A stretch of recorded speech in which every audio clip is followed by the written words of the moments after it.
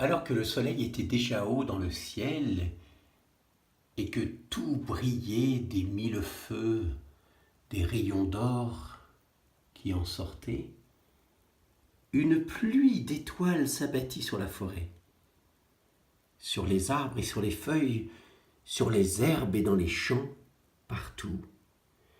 Il y avait cette pluie d'étoiles qui faisait comme une enluminure sur toute la nature.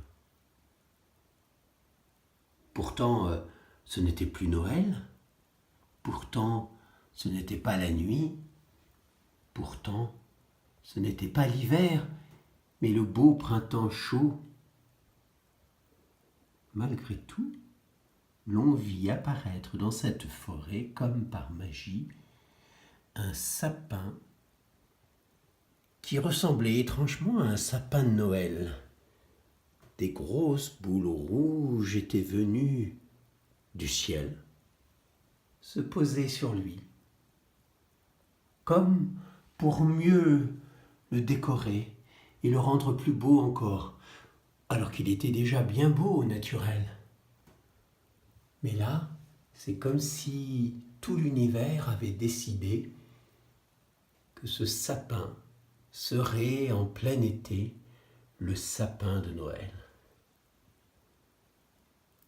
Les animaux eurent tôt fait de se rassembler tout autour pour admirer ce phénomène, car entre la pluie d'étoiles qui avait illuminé toute la forêt, y compris ses coins les plus sombres, et cette avalanche de boules de Noël qui était tombée sur ce sapin magnifique, les animaux avaient conscience que c'était là un jour exceptionnel.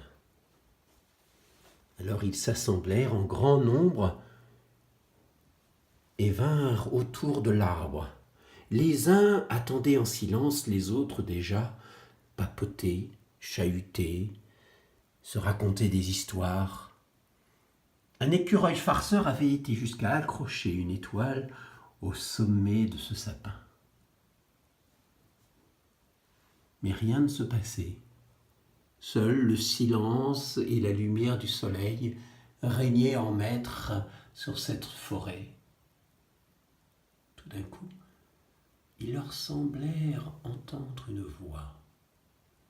C'était une voix très légère qui leur parlait en ces termes. Bonjour, animaux de la forêt.